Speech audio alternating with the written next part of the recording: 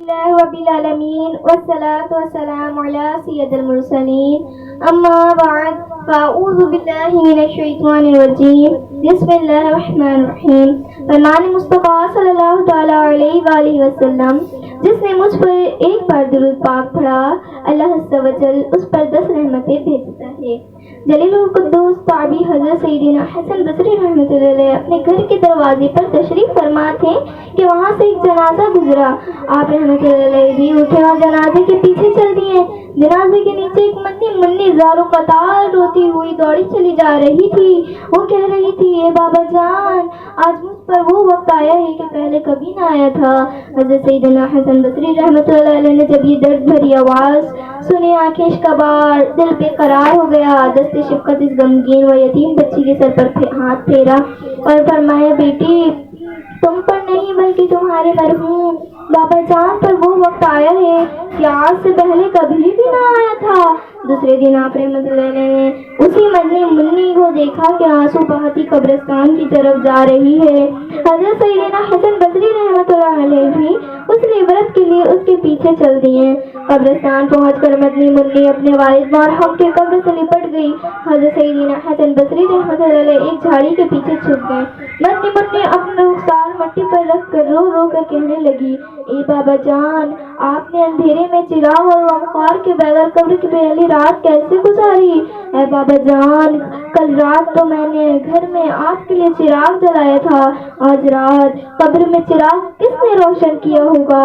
اے بابا جان، کل رات گھر کے اندر میں نے آپ کے لیے بچھونا بچھایا تھا، آج رات قبر میں بچھونا کس نے بچھایا ہوگا؟ اے بابا جان، کل رات گھر کے اندر میں نے آپ کے ہاتھ پاؤں دبائے تھے، آج رات قبر میں ہاتھ پاؤں کس نے دبائے ہوں گے؟ اے بابا جان، کل رات گھر کے اندر میں نے آپ کو پانی پلایا تھا، آج رات قبر میں جب پیاس لگی ہوگی اور آپ نے پانی مانگا ہوگا تو پانی کون لایا ہوگا؟ اے بابا جان، کل رات تو آپ کے جسم پر چادر میں نے اڑائی تھی، آج رات کس نے اڑائی ہوگی؟ اے بابا جان، کل رات تو گھر کے اندر آپ کے چہرے سے پسینہ میں پوچھتی رہی ہوں، آج رات قبر میں کس نے پسینہ صاف کیا ہوگا؟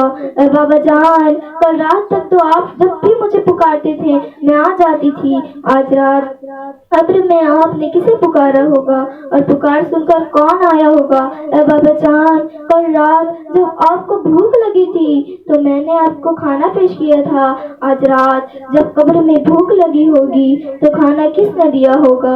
اے بابا جان، کل رات تک تو میں آپ کے لیے طرح طرح کے کھانا پکاتی رہی ہوں، آج رات قبر کی پہلی رات کس نے پکایا ہوگا؟ حضرت سیدنا حسن بصری رحمۃ اللہ علیہ غم کی ماری اور دکھیاری منی کو یہ درد بھری باتیں سن کر رو پڑے اور قریب آ کر فرمایا، اے بیٹی، اسی طرح نہیں بلکہ یوں کہو، اے بابا جان، دفن کرتے وقت آپ کا چہرہ قبلہ رخ کیا گیا تھا، آیا آپ بھی اسی طرح حالت میں ہیں یا چہرہ دوسری طرف پھیر دیا گیا ہے؟ اے بابا جان، آپ کو صاف ستھرا کفن پہنا کر دفنایا گیا تھا، آپ اور بھی وہ صاف ستھرا ہی ہے۔ اے بابا جان، آپ کو قبر میں صحیح و سالم بدن کے ساتھ رکھا گیا تھا، آیا اب بھی جسم سلامت ہے، اسے کیڑوں نے کھا لیا ہے؟ اے بابا جان، علماء فرماتے ہیں کہ قبر کی پہلی رات بندے سے ایمان کے بارے میں سوال کیا جائے گا تو کوئی جواب دے گا اور کوئی مایوس رہے گا، تو آپ نے اس سوال کا درست جواب دے دیا ہے یا ناکام رہے ہیں؟ اے بابا جان، علماء فرماتے ہیں کہ بعض مردوں پر قبر کی کشادگی کرتی ہے اور بعض پر تنگی، تو آپ پر قبر نے تنگی کی ہے یا کشادگی؟ اے بابا جان، علماء فرماتے ہیں کہ کسی میت کو کفن کے جنتی کفن سے اور کسی کو کفن کو جہنم کی آگ سے کفن سے بدل دیا جاتا ہے، تو آپ کا کفن آگ سے بدلا گیا یا جنتی کفن سے؟ اے بابا جان، علماء فرماتے ہیں کہ قبر کسی کو اس طرح دباتی ہے جس طرح ماں اپنے بچھڑے ہوئے لال کو فرش سے شفقت سے سینے کے ساتھ چمٹا لیتی ہے، اور کسی کو غضبناک ہو کر اس قدر جھپتی ہے کہ اس کی پسلیاں ٹوٹ پھوٹ کر ایک دوسرے میں پیوست ہو جاتی ہیں، تو قبر نے آپ کو ماں کی طرح نرمی سے دبایا یا پسلی تھوڑ ڈالی ہے؟ اے بابا جان، لوگ فرماتے ہیں کہ مردے کو جب قبر میں اتارا جاتا ہے تو وہ دونوں صورتوں میں پچھتاتا ہے، اگر وہ نیک بندہ ہے تو اس بات پر پچھتاتا ہے کہ اس نے نیکیاں زیادہ کیوں نہ کی، اور اگر گناہگار ہے تو اس پر کے گناہ کیوں کیے؟